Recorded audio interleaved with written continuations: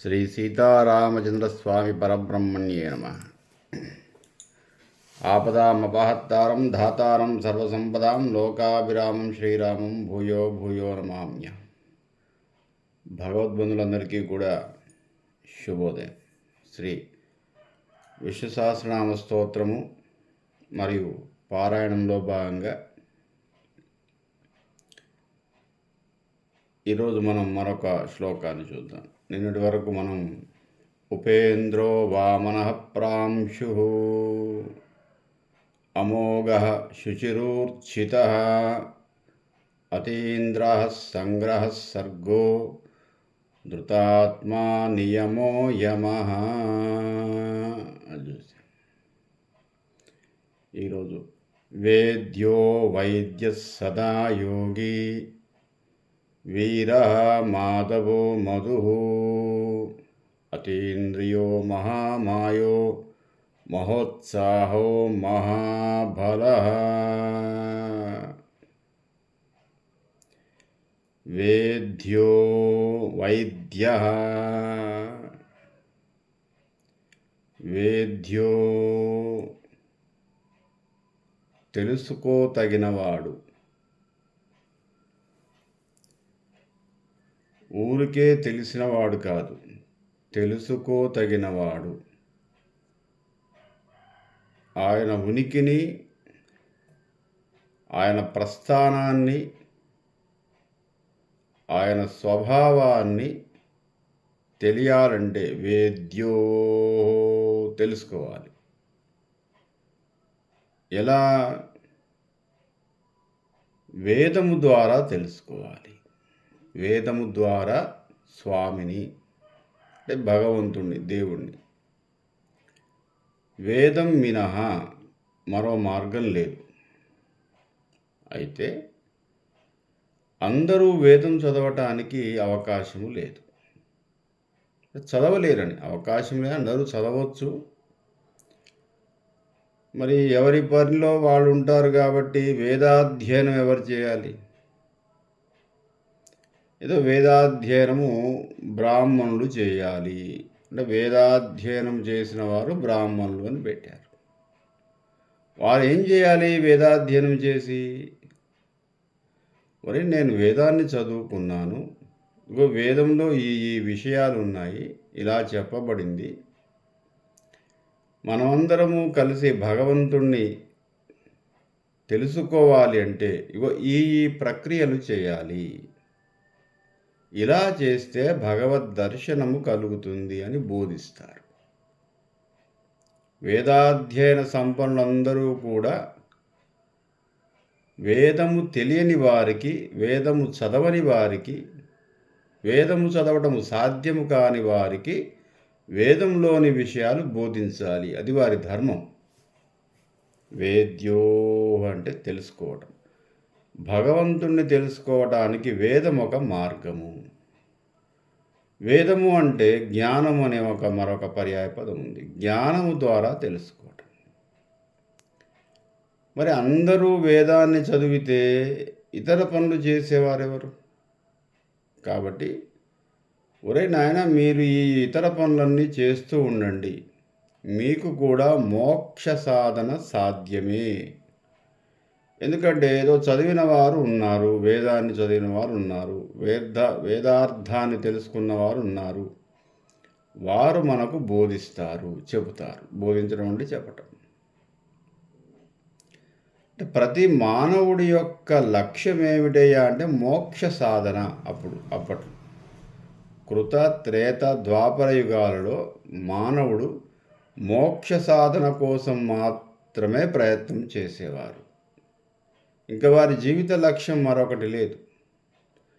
కలియుగంలో కూడా అంతే. కాకపోతే ఆ ప్రయత్నము మానవులు చేయరు. అది తేడా. అప్పుడేమిటంటే వేద విహితములైనటువంటి విషయాలను ఎవరైనా వేదం చదువుకున్న వారు చెబితే వినేవారు. ఓహో, వేదంలో ఇలా ఉందా, మోక్ష సాధన అంటే ఇది, భగవద్ దర్శనం అంటే ఇది, భగవంతుని చేరుకోవాలంటే ఇది, జీవాత్మ అంటే ఇది, పరమాత్మ అంటే ఇది, పరమాత్మ యొక్క స్వభావాన్ని, ఉనికిని, స్థితిగతులను తెలుసుకోవాలంటే ఇగో ఈ పనులు చేయాలి, ఇలా ప్రవర్తించాలి. మరి వేదము చదివిన వారు వేద్యోహో అంటే ఆయనే తెలుసుకోదగినవాడు. ఏ విధంగా? వేదము ద్వారా తెలుసుకోదగినవాడు.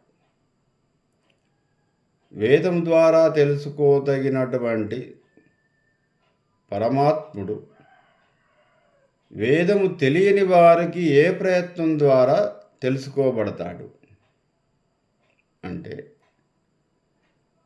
మళ్ళీ వేదం ఏం చెబుతుంది అంటే, భగవన్నామస్మరణ. నాయన భగవంతుడి యొక్క నామస్మరణ చేయి, మోక్షానికి అది మార్గము. రెండవది నాయన జపం చేయి, మోక్ష మార్గము.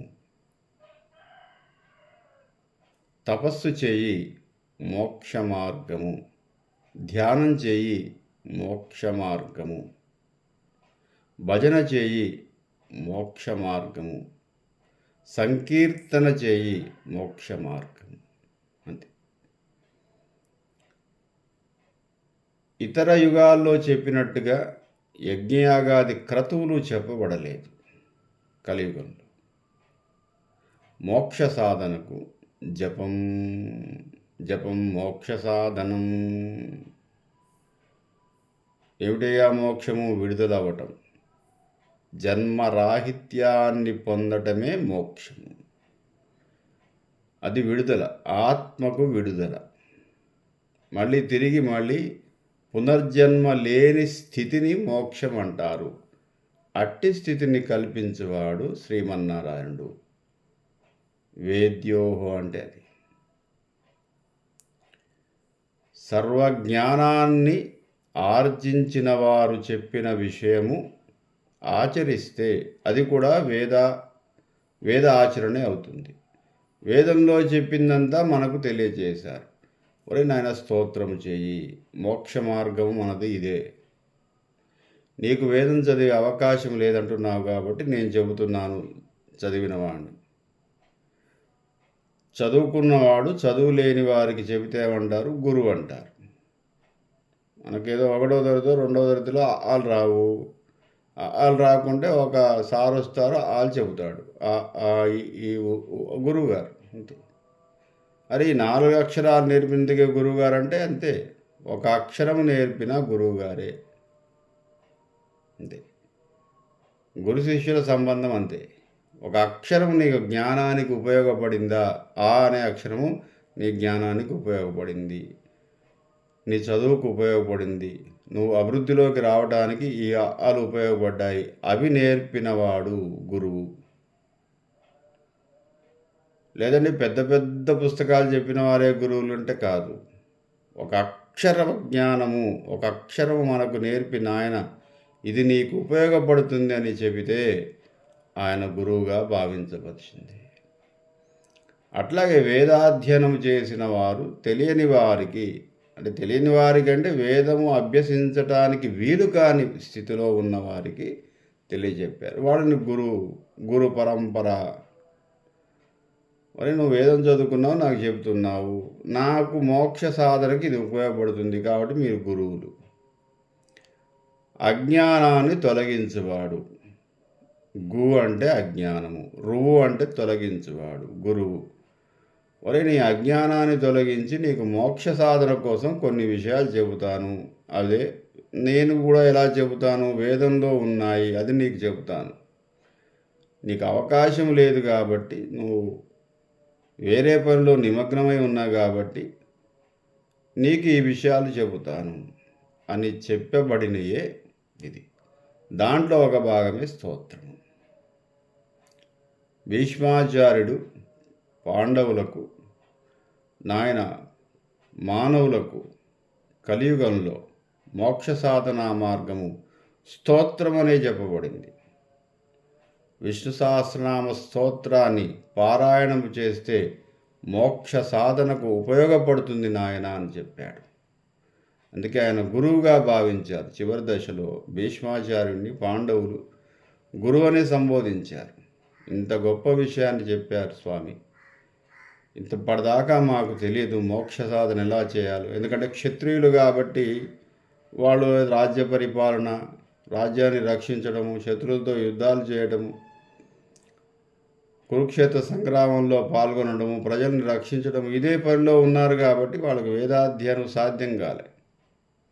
కాబట్టి దాంట్లో ఉన్న విషయాలు ఏమిటయ్యా అంటే ఇవి నాయన అని చెప్పాడు. స్తోత్రము ద్వారా మీరు మోక్ష సాధన మార్గాన్ని తెలుసుకోగలుగుతారు అని చెప్పాడు. దాన్నే వేద్యోహో, వేదము ద్వారా తెలుసుకోదగినవాడు ప్రయత్నము చేత మాత్రమే తెలుసుకోవటం. అప్రయత్నంగా భగవాను యొక్క స్థితిగతులు, స్వరూపము, ఉనికి తెలియనివాడు. అప్రయత్నంగా తెలియదు, ప్రయత్నం ద్వారానే తెలుస్తుంది. అందుకే వేల మంది, వేల సంకీర్తనలు, 14,000 పాటలు రాశాడు అన్నమాచార్యుడు. బాబా జీవితం అంతా 92 సంవత్సరాలు జీవితం మొత్తం వెంకటేశ్వర స్వామిని కీర్తిస్తూ 14,000 పాటలు సాక్షాత్కారాన్ని పొందాడు. అదే ఆయన మోక్ష సాధన. పాట ద్వారా, స్తోత్రం ద్వారా, స్మరణ ద్వారా, అదే ఆయనకు మోక్షం. ఒక్కరు కాదు, ఇద్దరు కాదు. రామదాసు, త్యాగయ్య 7,000 పాటలు రామచంద్రస్వామి మీద. రామదాసు సంకీర్తనలు, ఆయన ఒక 3,000 పాటలు, కొన్ని ప్రక్షిప్తమైపోయాయి. రాముల వారి మీద సాక్షాత్కారం లభించింది వారికి. ఆర్తితో పిలిస్తే స్మరణ మాత్రము చేతనే ప్రత్యక్షమైపోతాడు. స్మరణ ఎంతసేపు చేస్తావో అంతసేపు మన చుట్టే ఉంటుందట భగవత్శక్తి. అదో రహస్యం. ఎంతసేపు స్మరణ చేస్తావో, ఏ పని చేస్తున్నా మనసులో స్మరణ చేస్తావో, భగవంతుడి యొక్క శక్తి మనలో రక్షణ కవచంలాగా ఉంటుందట. వైబ్రేషన్ అంటారే, వైబ్రేషన్, వైఫై, అట్లా భగవత్శక్తి మన చుట్టూ ఉంటుంది, రక్షింపబడుతుంది. భగవన్నామ స్మరణ వదిలేసావా, ఈ వైబ్రేషన్ వెళ్ళిపోతుంది, దూరం అయిపోతుంది. నామస్మరణకు అంత శక్తి ఉంది. ఏకధాటిగా ఒకే అక్షరాన్ని, ఒకే పదాన్ని, ఒకే వాక్యాన్ని, ఒకే మూలమంత్రాన్ని స్మరణ చేస్తూ చేస్తూ చేస్తూ మరణాత్రాయతే ఇది మంత్ర, తన్మంత్రం బ్రాహ్మణాధీనం. బ్రాహ్మణుని చేతిలో బ్రహ్మజ్ఞానం కలవాడైతే బోధిస్తాడో ఆయన చేతిలో ఆ మంత్రం ఉంటుంది. తద్వారా మనకు లభిస్తే, అంటే ఏదైనా ఒక గురువుగారు మనకు బోధిస్తే, ఉపదేశము చేస్తే, అదే ఉపదేశం అంటారు. ఆ మంత్రాన్ని మనం స్మరించటం వల్ల మన చుట్టూ భగవత్ శక్తి కనిపించకుండా ఉంటుంది. గాలి రూపంలో, గాలి ఎట్లాగైతే వాతావరణము, పర్యావరణం ఎట్లాగైతే మన చుట్టూ ఉందో అటువంటి ఒక శక్తి మన చుట్టూ ఉంటుందట భగవన్నామస్మరణ చేసినంతసేపు కూడా. అందుకే 14,000 పాటలు ఆయన రాశాడు. రమణ మహర్షి జీవితాంతము నామస్మరణలోనే ఉన్నాడు. జీవితం మొత్తం నామస్మరణ. ఓం నమ శివాయ తప్ప మరొక పదమే ఉచ్చరించలే. సుబ్రహ్మణ్య స్వామిని తప్ప మరొక దేవుణ్ణి కీర్తించలే. అంతే, ఒకళ్ళని నమ్ముకున్నాడు. రామదాసు శ్రీరామచంద్రుడిని నమ్మాడంతే.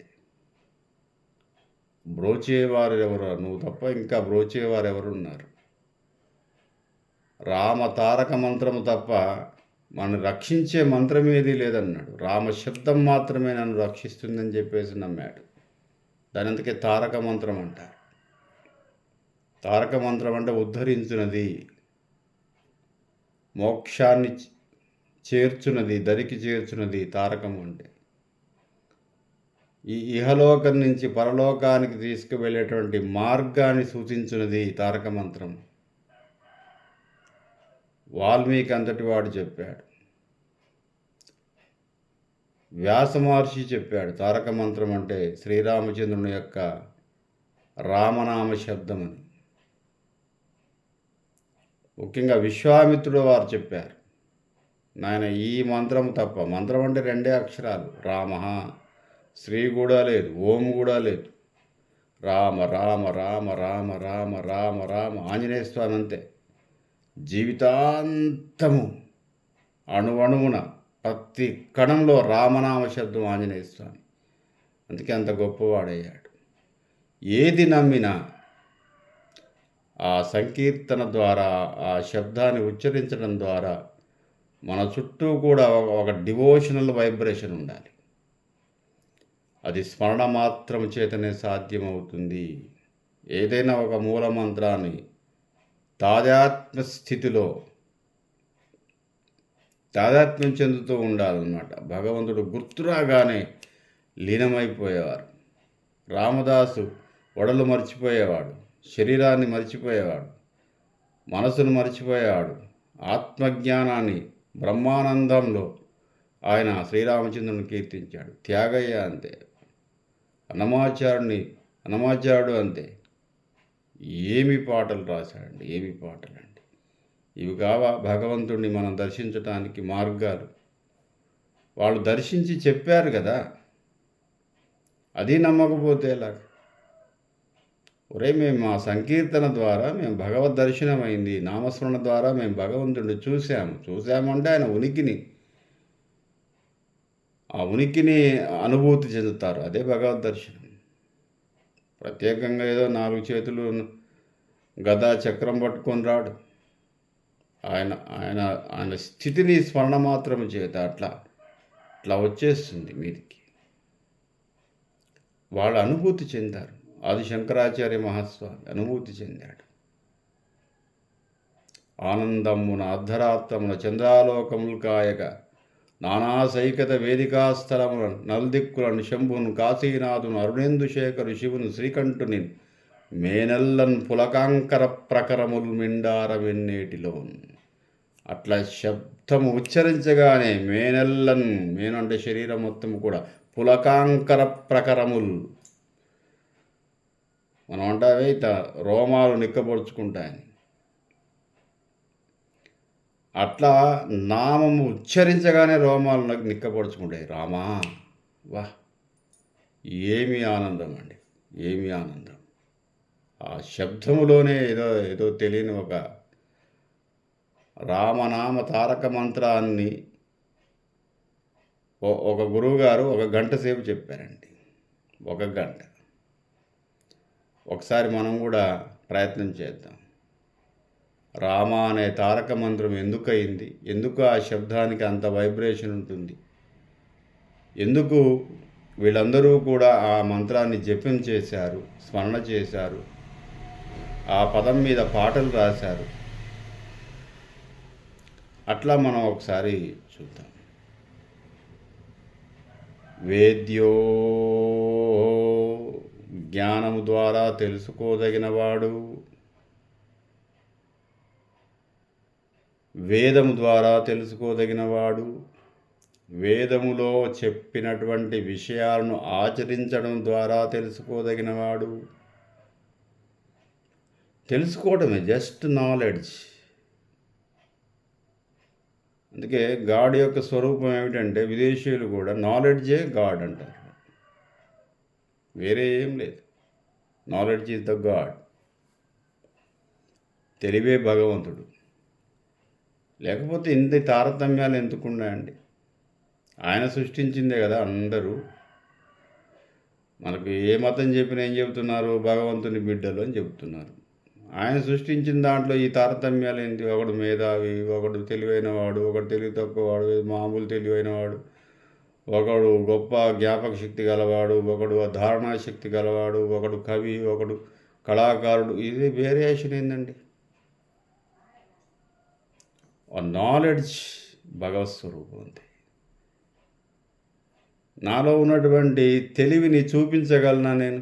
ఏదండి మీకు ఎంత తెలివి ఉందో చూపించండి మీ మెదడులో అంటే, ఇగో నాకు నాయన ఇగో అర కేజీ తెలివి ఉందని ఏమైనా చెప్పగలుగుతానా?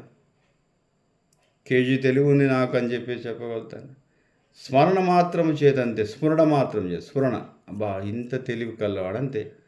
తెలివి అనే పదానికి దానికి రూపమే లేదు, స్థితి లేదు, వాసన లేదు, రంగు లేదు, ఏం లేదు. వాడు ఇంత తెలివైన వాడు, వాడికి ఇంత జ్ఞానం ఉంది అనగానే ఓ ఏదో వాడికి మానసికంగా ఓ గొప్ప తెలివితేటలు ఉన్నాయి, వాడు ఏ పనైనా సుసాధ్యంగా చేస్తాడు అంతే, స్ఫురణ. కానీ ఇంత తెలివని కొల్చటానికి ఏం లేదు, చెప్పటానికి ఏం లేదు. కాకపోతే తెలివిని అప్లైడ్ చేయడంలో కొంత ఐక్యూ అంటారు దాన్ని. ఐక్యూ పర్సంటేజ్ని కొంతమంది ఏం చేస్తారంటే ఈ శాస్త్రవేత్తలు, మానసిక శాస్త్రవేత్తలు కొలవగలుగుతారు కొంత. అది కూడా అప్రాక్సిమేట్, మిగతాది చెప్పలేరు. ఐక్యూ పర్సంటేజ్ ఏదో కొంత కొలవగలుగుతారు. అరే మానసిక స్థితి ఇట్లా ఉంటే వీడు ఈ పని ఇంత బాగా చేశాడు కాబట్టి ఈ పని కూడా ఇంత బాగా చేస్తాడు, ఈ అన్ని 10 పనులు ఇంత బాగా చేశాడు కాబట్టి 11 పని ఇంత పని చేస్తాడు కాబట్టి వీడికి ఐక్యూ పర్సంటేజ్ ఎక్కువ ఉంది, గ్రాస్పింగ్ పవర్ ఎక్కువ ఉంది, జ్ఞాపక శక్తి ఎక్కువ ఉంది, నాలెడ్జ్ ఎక్కువ ఉంది, స్కిల్ ఎక్కువ ఉంది, అంతే. కానీ ఎంత ఉందో తెలియదు, కానీ పరిణామాన్ని చూపించలేదు. కాబట్టి జ్ఞానాన్ని ఎట్లాగైతే మనం చూడలేము, భగవంతుని కూడా చూడలేము. భగవంతుణ్ణి దర్శించటం అంటే స్మరణ చేసుకోవటమే. ఆ ఫీలింగ్ అంటారుగా, ఫీలింగ్. ఏదో తెలియని ఒక అద్భుతమైనటువంటి మానసిక అనుభూతి. మొట్టమొదటిసారిగా అన్నమాచార్యుడు తిరుపతికి వెళ్ళి ఆ వెంకటేశ్వర స్వామి యొక్క విగ్రహాన్ని దర్శనం చేసుకోగానే ఏదో తెలియని ఒక బ్రహ్మానంద పరిస్థితి, ఏదో తెలియని అలౌకిక ఆనందం, ఆత్మ అంతా తేలిపోయినట్టుగా, ఏదో విశాలంగా ఈ ప్రపంచమంతా కూడా ఆనంద స్వరూపంగా ఉన్నట్టుగా ఆ స్థితిని వాళ్ళ అనుభూతి చెందుతారు. ఇప్పుడు మనం ఏదైనా ఒక పార్కుకో ఏదో చూసామనుకోండి, ఎంత బాగుంది అని అడుగుతాం. చూసి వచ్చిన తర్వాత ఎంత బాగుంది ఎట్లా చెప్పగలుగుతాడు? అబ్బా ఎంత బాగుందబ్బా, చూడగానే ఆనందమైంది, చూడగానే మనసంతా పులకరించింది. ఏదో నాగార్జున సాగర్ వెళ్ళారు, ఆ 26 గేట్లు తీశారు, అబ్బబ్బబ్బబ్బా ఎంత బాగుందిరా బాబు, 26 గేట్లు తీశారు, ఆ వాటర్ పడుతుంటే ఆ వాటర్ ఫాల్స్ ఎంత చెప్పినా వాడికి దీంట్లో వాడు అనుభూతి చెందింది చెప్పలేకపోతాడు. వాడు ఎంత అనుభూతి చెందాడో ఒక వర్ణించే ప్రయత్నం చేస్తాడు తప్ప, ఇగో ఇది నా పరిస్థితి అని చెప్పేసి ఎక్యురేట్గా బయటి వాడికి చెప్పలేడు. భగవంతుడు కూడా అంతే. దాన్ని వేద్యోహో స్వస్తి.